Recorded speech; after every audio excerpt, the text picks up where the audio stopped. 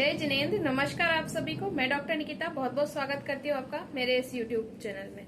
आज बात करेंगे प्रोटीन के बारे में। प्रोटीन रिच फूड क्या क्या होते हैं और ऐसे फूड जिसमें अंडे से भी ज्यादा प्रोटीन होता है, उसको लेकर आप अपनी बॉडी बना सकते हैं, मसल्स बिल्डअप कर सकते हैं। इसके अलावा प्रोटीन डेफिशिएंसी के क्या सिम्टम्स होते हैं और होम्योपैथिक मेडिसिन कैसे मदद कर सकती है प्रोटीन डेफिशिएंसी में भी आपको इस प्रॉब्लम से ओवरकम आने में, इसी के बारे में ये वीडियो है। तो वीडियो जो है बहुत इन्फॉर्मेटिव है, इसको अंत तक पूरा देखिएगा और कोई कमेंट्स हो तो जरूर बताइएगा। वीडियो को स्टार्ट करने से पहले रिक्वेस्ट है कि अगर आप मेरे चैनल पे नए हैं और पहली बार मेरा वीडियो देख रहे हैं तो चैनल को जरूर सब्सक्राइब करिएगा, बेल आइकन पर जरूर क्लिक कीजिएगा क्योंकि मैं ऐसे ही वीडियोस डालती रहती हूँ। कमेंट करके ये जरूर बताइएगा कि आपको और किस टॉपिक पे वीडियो चाहिए। तो चलिए शुरू करते हैं। अगर हम प्रोटीन रिच फूड्स की बात करें तो सबसे पहला नंबर मैं चने का लेना चाहूंगी, क्योंकि चना एक ऐसी चीज है जिसके अंदर इतना प्रोटीन होता है, लगभग 8 ग्राम प्रोटीन होता है इसके आधे कप में ही। अगर आप आधा कप चने लेते हैं और उसको भिगो कर खाते हैं तो उसका प्रोटीन और बढ़ जाता है, जबकि अंडे में सिर्फ 6 ग्राम प्रोटीन होता है। और चना न केवल आपको प्रोटीन देने का काम करता है बल्कि आपके डाइजेशन को भी इम्प्रूव करता है, उसमें बहुत सारा फाइबर होता है। चने पे मैं ऑलरेडी एक वीडियो बना चुकी हूँ कि चने खाने के क्या क्या फायदे हैं। दूसरी, अगर हम प्रोटीन रिच फूड की बात करें तो चेडर चीज का नाम मैं लेना चाहूंगी। चेडर चीज में भी काफी मात्रा में प्रोटीन होता है। 2 टेबल स्पून अगर आप चेडर चीज खाते हैं तो उसमें अंडे से भी ज्यादा प्रोटीन हो जाता है, और ये आपको लिमिटेड मात्रा में खाना चाहिए। रीजन ये है कि कहीं ना कहीं इसमें फैट कंटेंट भी होता है थोड़ा बहुत, तो उसको आप लिमिटेड खाएं, लेकिन हाँ इसमें बहुत अच्छा प्रोटीन होता है। तीसरी चीज कॉटेज चीज, इसके अंदर भी काफी मात्रा में प्रोटीन होता है, अंडे से ज्यादा प्रोटीन होता है, लेकिन इसको भी फैट के कारण लिमिटेड मात्रा में खाना चाहिए। लेकिन अंडे से ज्यादा प्रोटीन होने के कारण और इजीली डाइजेस्टिबल होने के कारण इसका बहुत ज्यादा यूज किया जाता है। बॉडी बिल्डिंग वाले लोगों में बहुत ज्यादा इसको यूज करते हैं। इसके अलावा अगर हम चौथी चीज की बात करें तो आलमंड बटर जो होता है, पीनट बटर का नाम तो आपने सुना ही होगा। आलमंड बटर में भी बहुत मात्रा में प्रोटीन होता है और ये आपकी जो प्रोटीन डेफिशिएंसी है उसको कंप्लीट करता है, इजीली डाइजेस्टिबल होता है और खाने में भी टेस्ट इसका अच्छा होता है। 1-2 टेबल स्पून अगर आप आलमंड बटर लेते हैं या पीनट बटर लेते हैं तो वो आपकी प्रोटीन रिक्वायरमेंट को काफी हद तक पूरा करने में हेल्प करता है। अगर हम बात करें कि आपको प्रोटीन कितना चाहिए दिन का, तो जैसे 60 केजी का पर्सन है तो उसको लगभग 60 ग्राम प्रोटीन की रिक्वायरमेंट रहती है। अगर वो बॉडी बिल्डअप करना चाहता है तो इससे थोड़ी सी मात्रा बढ़ा लें। इवन अगर किसी को प्रोटीन डेफिशिएंसी की शिकायत है तो प्रोटीन डेफिशिएंसी वाले लोग भी इस मात्रा को थोड़ा सा बढ़ा सकते हैं, लेकिन एक अप्रोक्स अगर जनरल पर्सन की बात की जाए तो 60 केजी वाले पर्सन को 60 ग्राम प्रोटीन यानी 1 केजी पे 1 ग्राम प्रोटीन की रिक्वायरमेंट होती है। नेक्स्ट, अगर हम प्रोटीन रिच फूड की बात करें तो स्प्राउट्स जो होते हैं उसमें लेंटिल्स पहले हम ले लेते हैं। लेंटिल्स जो हैं दालें, अगर आप उनको ऐसे ही भिगोकर खाते हैं या ऐसे ही कुक करके खाते हैं तो आधा कप जो दाल होती है उसके अंदर किसी भी तरह की दाल हो, अंडे से ज्यादा प्रोटीन हो जाता है। आप अगर इन दालों को भिगोकर खाते हैं तो उसका प्रोटीन बढ़ जाता है, और इसी को अगर आप और ज्यादा इनहेंस करते हैं तो स्प्राउट्स की बारी आती है। मूंग हो चाहे चना हो, किसी को भी अगर आप स्प्राउट करके खाते हैं तो प्रोटीन की मात्रा कई बार 2 से 2.5 गुना बढ़ जाती है। मिनरल्स और विटामिन जो होते हैं वो भी इसमें काफी मात्रा में बढ़ जाते हैं।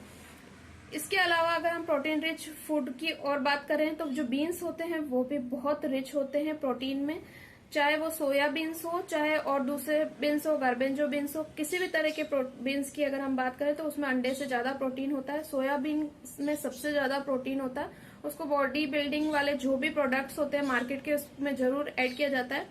सोया चंक्स और सोयाबीन का जो यूज है उस पर कई बार डिबेट होती है कि ये यूजफुल है या नहीं, ये पिग्स के खाने की चीज है या सोया चंक्स जो होता है वो आपको मतलब ऐसे तो फुला देता है लेकिन उसमें कोई न्यूट्रिशन नहीं होता, आपकी बॉडी को नुकसान करता है।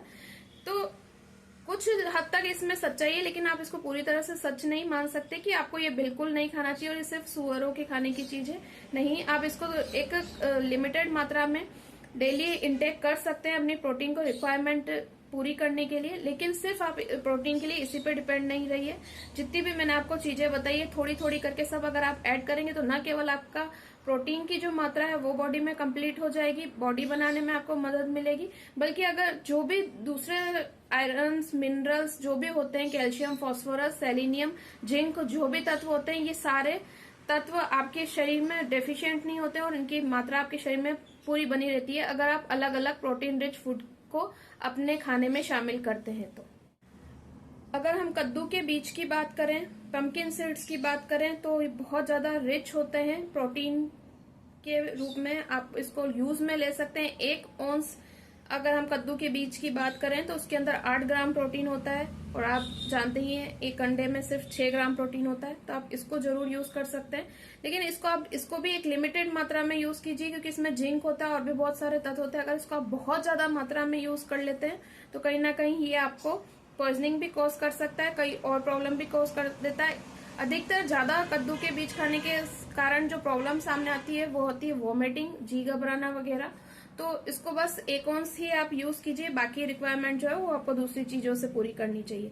कद्दू के बीज के अलावा जो दूसरे सीड्स होते हैं उनमें भी काफी मात्रा में प्रोटीन होता है, जैसे कि सनफ्लावर सीड्स हो गया, अलसी के बीज हो गए, इनमें भी बहुत प्रोटीन होता है। इनको आप आपके खान पीने में शामिल कर सकते हैं और प्रोटीन की मात्रा को अपनी बॉडी में सुचारू रूप से चला सकते हैं।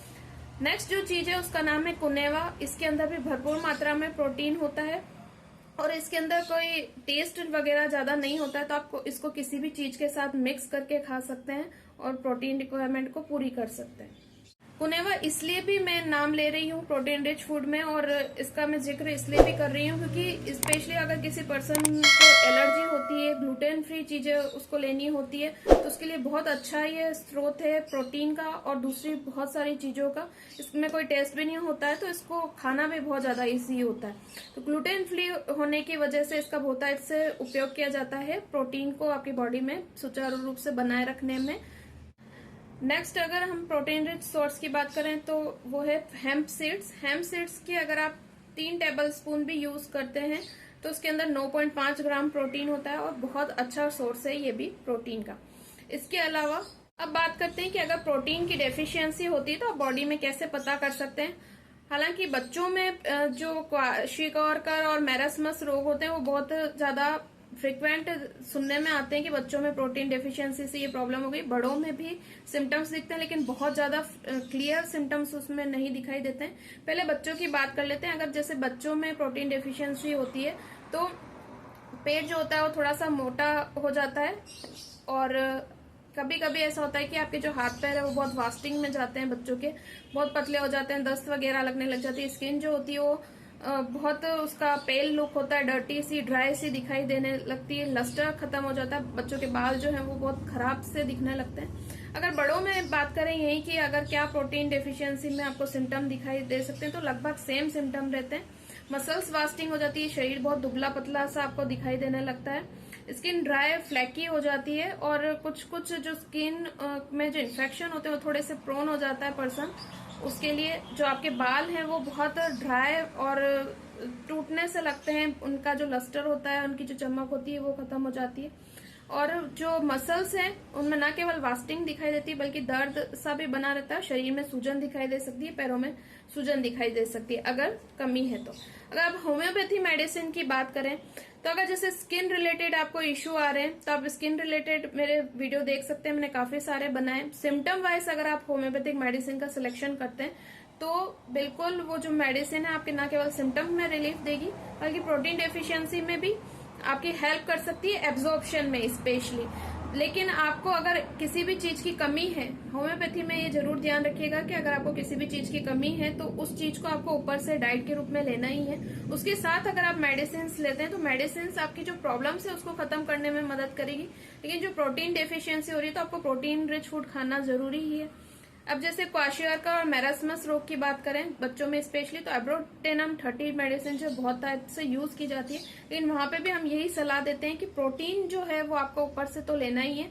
जो सिम्टम्स आ रहे हैं, जो प्रॉब्लम्स आ रही है उसको मेडिसिन क्योर करेगी, लेकिन जो कमी है नो डाउट उसके लिए आपको मेडिसिन लेने की बहुत ज्यादा जरूरत है। हेयर रिलेटेड इश्यू आ रहे हैं तो हेयर रिलेटेड इश्यू के लिए आप प्रोटीन रिच फूड खाना जरूर स्टार्ट कीजिए और जो सिम्टम्स आपको हेयर में दिखाई दे रहे हैं उसके लिए भी मैं ऑलरेडी एक वीडियो बना चुकी हूँ। हेयर से रिलेटेड आपको कोई भी प्रॉब्लम आ रही है तो आप उसमें से जाके चेक कर लीजिएगा क्या सिम्टम आ रहे हैं, तो आप वो मेडिसिन ले सकते हैं।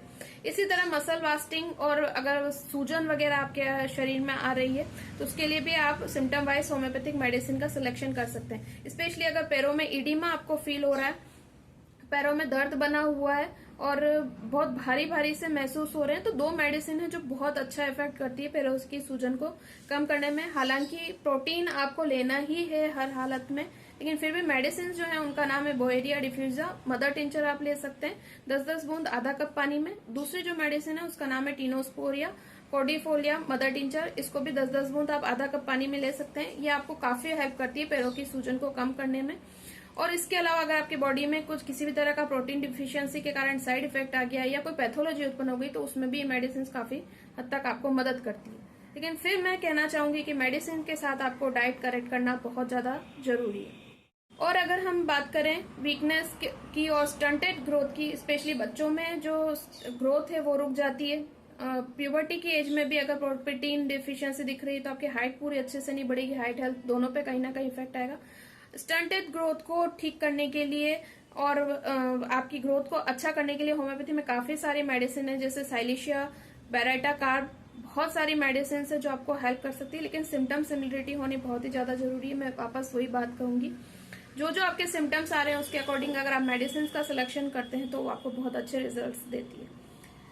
ये वीडियो आपको कैसा लगा मुझे जरूर बताएं। लाइक शेयर कमेंट करना ना भूलिए। Thank you for watching. जय हिंद, जय भारत, वंदे मातरम।